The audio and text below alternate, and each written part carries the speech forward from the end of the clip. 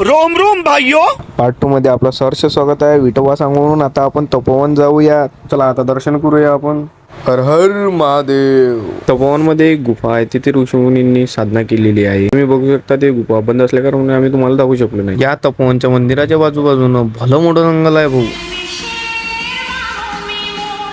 त्यानंतर वैष्णवदेवी मंदिरात गेलो आम्ही. देवीचे दर्शन करण्यासाठी आम्हाला एका गुफेतून जावं लागले. असं वाटत होतं की आम्ही एकदम ओरिजिनल गुफेतून जात आहोत, परंतु ही गुफा फायबरची बनलेली होती. दर्शन करून आम्ही अंबादेवीकडे निघालो होतो, तर आम्हाला राजकुमार चौकात एक भली मोठी गुढी दिसली. अंबादेवीचे दर्शन करण्यासाठी इथं सर्वर गेले असा कुणी राहिला असेल तर त्यांनी कमेंटमध्ये सांगावे. नंतर आम्ही गाडगेनगरला गेलो, गाडगे महाराजांच्या समाधी दर्शनाला. मग काय भाऊ, एकच टेम्पल राहिलं होतं अमरावतीतलं, इस्कॉन टेम्पल. मग आम्ही तिथं जाऊन पण दर्शन घेतलं. एवढं फिरलो. मग काय भाऊ, एवढी भूक लागली होती. मग गेलो आम्ही पंजाबराववर, वराई ढाबा. स्नॅपवाल्यांचा विषय हार्ड असते भाऊ, कधी काय करून स्नॅप काढायसाठी काही सांगताच येत नाही. चीज बढ़िया है, एकदम रापचिक चीज है.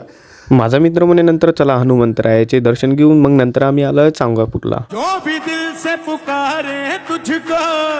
चांगापूरचं दृश्य एवढं सुंदर आहे भाऊ, तिथे गेल्यानंतर प्रत्येकाला असं वाटतं की इथं अर्धा घंटा थांबूनच जाऊ. मग काय भाऊ, आम्हाला भेटलं निंबाचं झाड. मग अर्धा घंटा काय, आम्ही 1 घंटा थांबलो. बम भकाल्या गेल्या तिथं, बम चांगल्या गेल्या भाऊ, बम मजा आली. नंतर आम्ही वायगाव आलो आहे गणपती बाप्पांचे दर्शन करण्यासाठी.